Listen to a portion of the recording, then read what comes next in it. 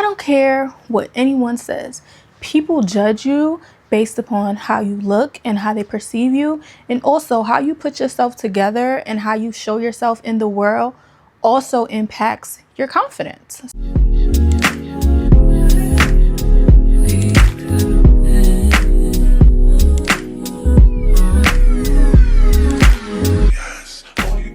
Hey y'all.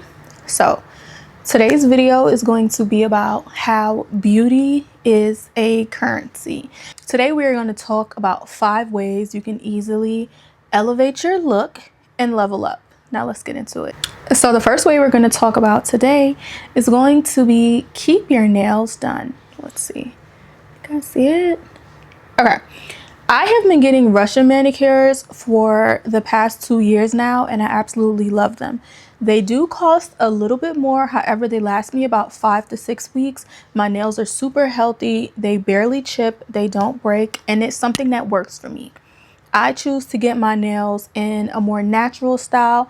Normally I'll get French tips, or maybe I'll get a red if I'm feeling spicy. Last year I was in my Ferrari red era, so I got red nails for like 6 months straight. I was obsessed with them. I also will get like a neutral color. That's just my vibe. But you can also do your press-ons if that's something that works for you and that's something that fits your budget. You can do your own nails and your manicures, whatever it is, to just allow your nails to look groomed. It's a very small detail that makes a big difference. The next thing that we are going to get into is doing your hair and keeping your hair done. Now, hair is a very controversial topic. We all have different ways that we like to wear our hair that makes us feel good. Personally, I like to wear my hair in very natural type of styles. And when I say natural, I'm wearing a weave, but in more natural lengths. I like to have layers. I like to keep it kind of short. I don't do the super long hair thing. I also like to keep leave out because I just think it makes the hair look a little bit more natural. But whatever way that your hair being done looks to you, keep that up. Make sure it looks presentable, because that's another detail that is kind of small but not small, but makes a very big difference. Next, we are going to talk about dressing and making sure you look presentable when you go out into the world. So for the past 6 to 8 months or so, I've been really exploring this whole feminine aesthetic. I personally look at it as like the princess aesthetic, which I've absolutely fallen in love with. I love the way I feel when I wear my dresses and my skirts and my little heels and all that cute stuff. And I also like the way that I'm perceived by other people when I show up in the world in this way. I definitely recommend finding some dresses that you like. You can go to a place like Nordstrom Rack, TJ Maxx, Marshalls. It doesn't have to be super expensive, but a lot of these things are on the more budget friendly scale, and they are really, really good quality things. If you have more of the budget, you can go to the Macy's, the Nordstroms, the Dillards, the Bloomingdale's, the Saks, wherever it is, but really try to look into getting high quality pieces. Now, personally, as a girl who's a bit more curvy, got a little junk in the trunk and also some stuff going on, some chest. My rule of thumb is I like to be either dressed up on the front side or dressed up on the back end. What I mean by that is if I'm out and my cleavage is out and my busts are very apparent, I'm also not going to do something very tight on the bottom. I'll kind of want to keep it more longer and flowy. And if I have something super tight on the bottom, I'm not going to keep it, very overly busty on top. This is a way that allows me balance. A lot of times when you are that curvier girl, you can wear things that have you being over sexualized. And if that's not the look or the aesthetic that you're going for, or if that's not the attention that you're looking to draw into yourself, then you may want to dial it back a bit. So I normally do one or the other, maybe tight on the bottom, loose on top, tight on the bottom. That's my preference. I find that it works for me. The more slimmer girls can get away with wearing certain things without it being overly sexual. But if you are someone who's super curvy, you might want to dial it back a bit. Another thing that I want to bring attention to is making sure that you have a skincare and a body care routine.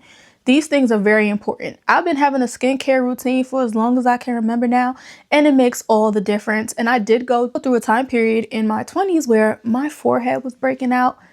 Shoot, a couple of months ago, my chin was breaking out like crazy and I did not know what was wrong. So I tried a lot of the little TikTok regimens, but that didn't work for me, y'all. I had to go to a dermatologist. And when I went to that dermatologist, she prescribed me with some elixir. I don't know what it was. I put that on my face for about 4 to 6 weeks and it was gone. So if you are someone who's having issues with your skincare, it may be time to go see a dermatologist just so you can get that extra professional to give you advice. And what I will say is that it is definitely worth it. Now, when it gets into your body care routine, I like to use my body care as a time to really pour into myself. So whether it's you find your favorite soaps, your favorite scents, your favorite body butters, your favorite body lotions and body oils. I love layering different scents. I love being moisturized and looking like a little glazed donut. Gets me so excited. Like, I'm obsessed. But making sure that you have your exfoliation routine so that your skin is glistening, and when you wear your outfits, it just looks so good. All of that stuff is super important. So I would definitely recommend that you get yourself a skincare routine and a body care routine. Another thing that's super important that I wanted to add is you need to get you a makeup routine, girl. So I have 2 makeup routines. I have like a 25 minute makeup routine for when I'm going out to brunch with friends or running errands or shopping or to get my nails done, whatever it is. And I also have a more longer, extensive routine if I like really want to do a full glam and I know that I'll be taking pictures. I have a longer routine for that. But I definitely recommend getting some sort of makeup routine, even if it's not super extensive. So my shorter routine includes some light foundation, a skin tint, some eyebrow gel, some eyeshadow, blush, bronzer, a signature lip. That's kind of like my go-to for my shorter routine. I also include some concealer and stuff like that, right? And if you are in a position where you can get your makeup professionally done, I highly recommend. I love getting my makeup professionally done, but I do understand that it's not feasible for everyone. But if you can get it done, you can use that as an experience to really learn the makeup artist's techniques that she's doing for your specific bone structure and face structure. You can watch all the YouTube videos that you want, and that's absolutely very helpful. But when you go to a professional and you can see what color she's using, you learn about your undertone, you learn about where to apply the concealer, where to apply the contour, all of these things, how to contour your nose. These are all very helpful things that you can use when you are doing your makeup by yourself. And if you're not in a position where you can pay for a professional makeup, I definitely recommend to look up some makeup artists, because a lot of them offer like different workshops that you can purchase and you can just follow along, see the products that they use, the different brushes that they use. All of those things can be super helpful to crafting a makeup routine that works for you. Another thing that I want to mention, and this is a honorary mention, if you can, take your time and stop rushing. I will say that when I began to add extra time on the front end to get myself ready and get myself prepared, it just allowed me to operate in the world in much more ease and grace. When you're always behind the clock and you're running around like the little rabbit from Alice in Wonderland, I'm late. Your mind is just constantly growing, right? You're constantly anxious. And this is all because you're always in a rush.